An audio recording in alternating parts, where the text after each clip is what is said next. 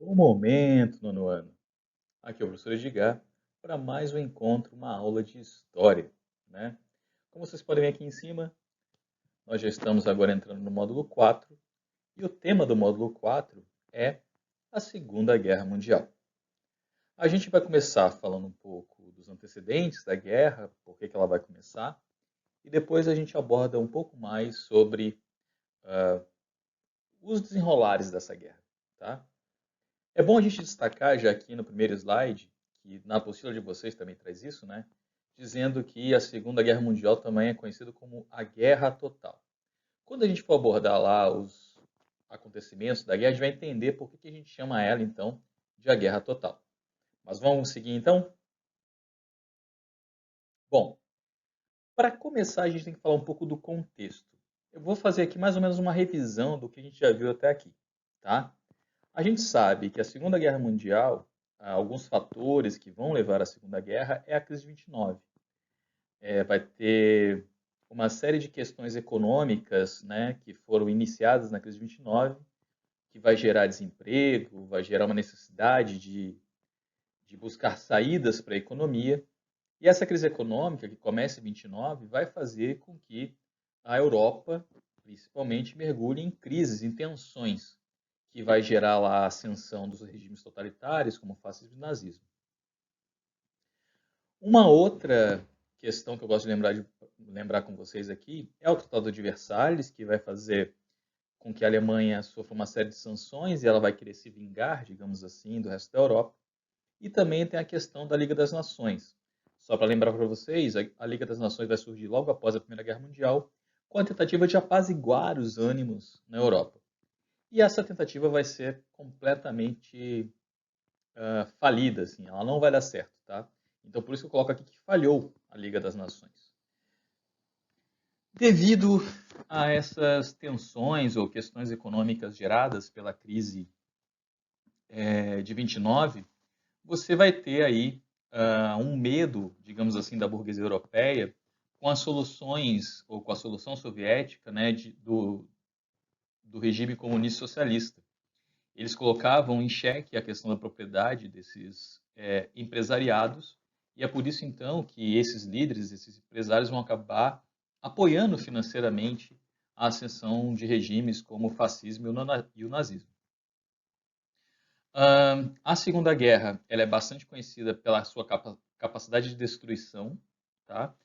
E só para a gente entender então por que esse termo guerra total se aplica à Segunda Guerra Mundial, é que esse conflito ele não vai atingir apenas os exércitos, as tropas.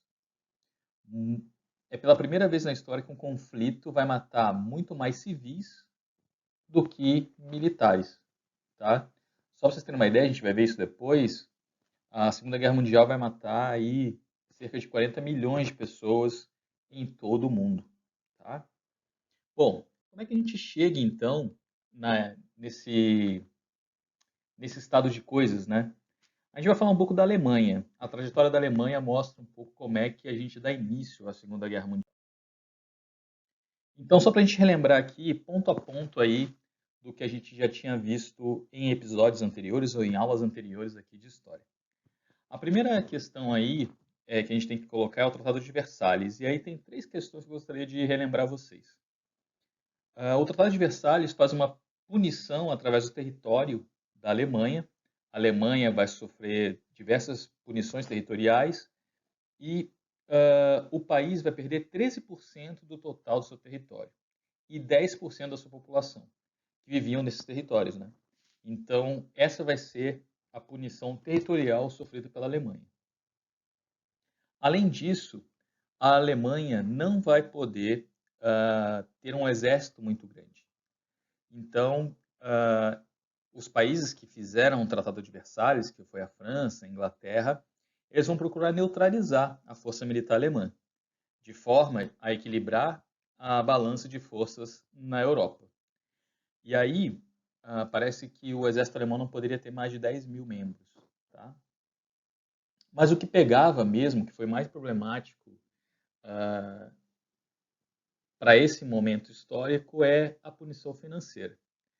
Só para vocês terem uma ideia, a Alemanha só só terminou de pagar digamos assim, a pensão lá, por ela ter sido a culpada pela Primeira Guerra Mundial, agora no ano de 2010, ou seja, 10 anos atrás, foi quando a Alemanha pagou sua última parcela da indenização pela Primeira Guerra Mundial. Aqui, no texto que eu apresento para vocês, os termos do tratado estipularam que os alemães deveriam pagar cerca de 20 bilhões de marcos alemães em ouro, em valores da época, né?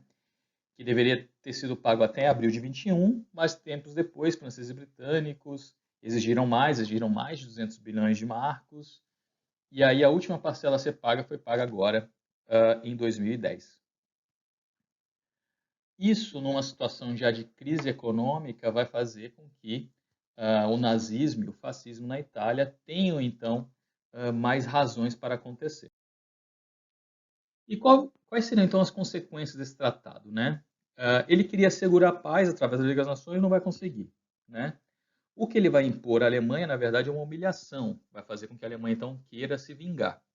E você vai ter aí a radicalização política e violenta. Aí eu trago para vocês aqui uma imagem desse rapaz, desse senhor aqui, que não tem nada de simpático, que é o Winston Churchill, e ele tinha essa frase, que a Segunda Guerra, esta guerra, é a continuação da anterior. Então, se a gente buscar lá a Primeira Guerra Mundial, que tinha sido aquela tensão entre países europeus, pelas disputas coloniais, imperialistas, etc., etc., você vai ver que, entre uma guerra e outra, no período entre guerras que a gente viu agora, só serviu para acentuar mais ainda os conflitos, através da ascensão desses regimes nacionalistas, né? E isso tudo, obviamente, tem aí como consequência o Tratado de Versalhes, que vai colocar essas condições para a Alemanha e vai fazer, então, com que esse conflito aconteça. Bom, agora vamos falar da Alemanha. A gente viu na aula sobre o nazismo, né? Como Hitler vai ascender ao poder, lá na década de 30. E aí, quando o Hitler assume lá como o Führer, né, como o único guia, ele vai começar a remilitarizar a Alemanha.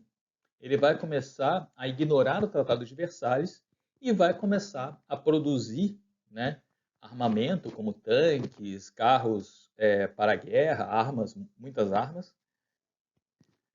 E essa remilitarização logo vai se ver que ele tinha um outro plano, né? Como eu disse para vocês, lá na aula sobre a ascensão do nazismo, o Hitler deixa bem claro, no momento em que ele é preso, a partir lá do golpe da cervejaria, ou Putsch de Munique, quando ele vai para a prisão, ele escreve um livro chamado Minha Luta, o Mein Kampf, e lá ele deixa bem claro algumas das suas ideologias enquanto nazista.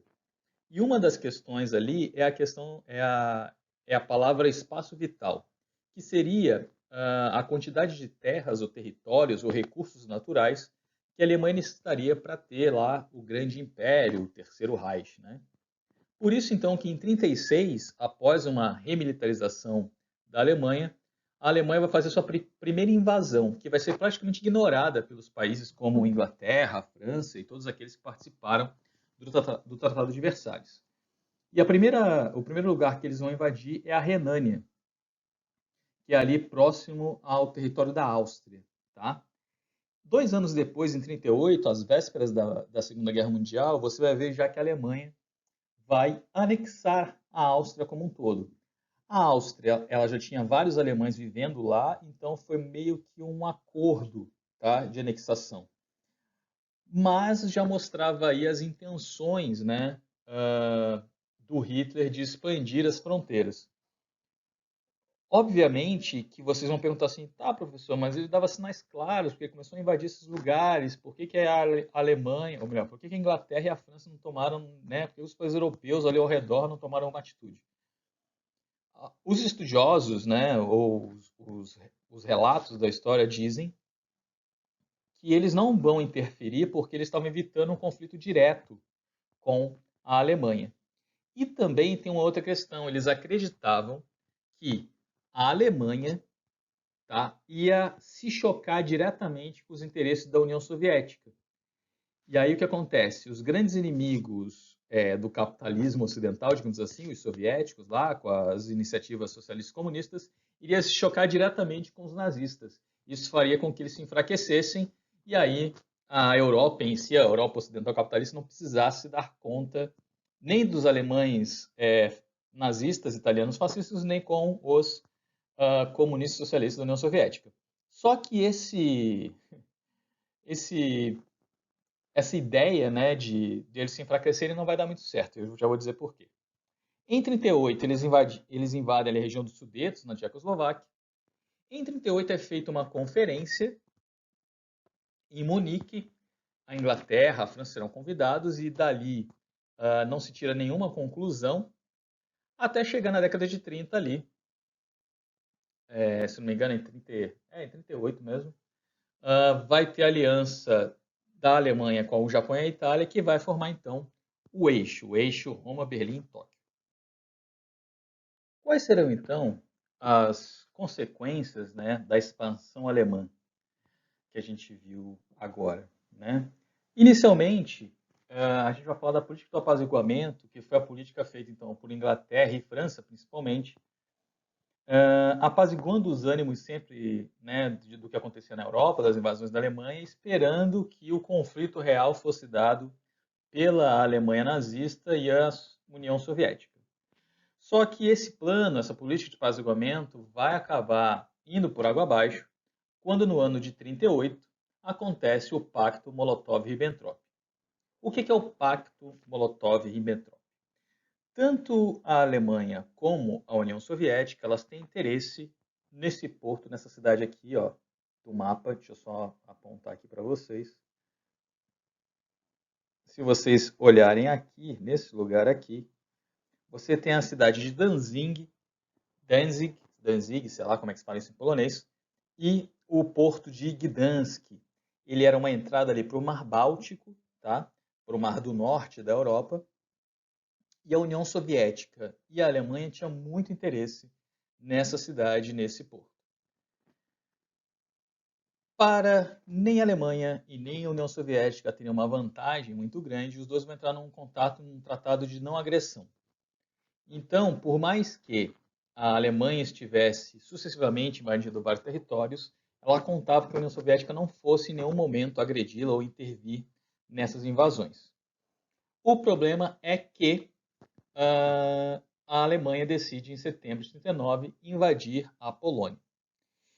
E é bem importante ressaltar que, em 39, na Polônia, você tinha exércitos franceses e ingleses para exatamente evitar que tanto a União Soviética como a Alemanha tentassem algum tipo de invasão à Polônia. A partir do momento que, em setembro de 39, a Alemanha invade a Polônia, automaticamente se instala a decretação de guerra, tanto de França, como de Inglaterra, como até da própria União Soviética, perante a Alemanha. Por isso que a gente fala que a invasão da Polônia pela Alemanha em setembro de 39 dá o início, dá o start da Segunda Guerra Mundial. Se vocês quiserem saber agora qual é o desenrolar dessa guerra, acompanhem na nossa nova aula na quarta-feira. Não esqueçam de ler a apostila, fazer as atividades, que a gente corrige então na quinta-feira na nossa aula ao vivo. Tá bom, galera? Um grande abraço, eu fico por aqui e até lá!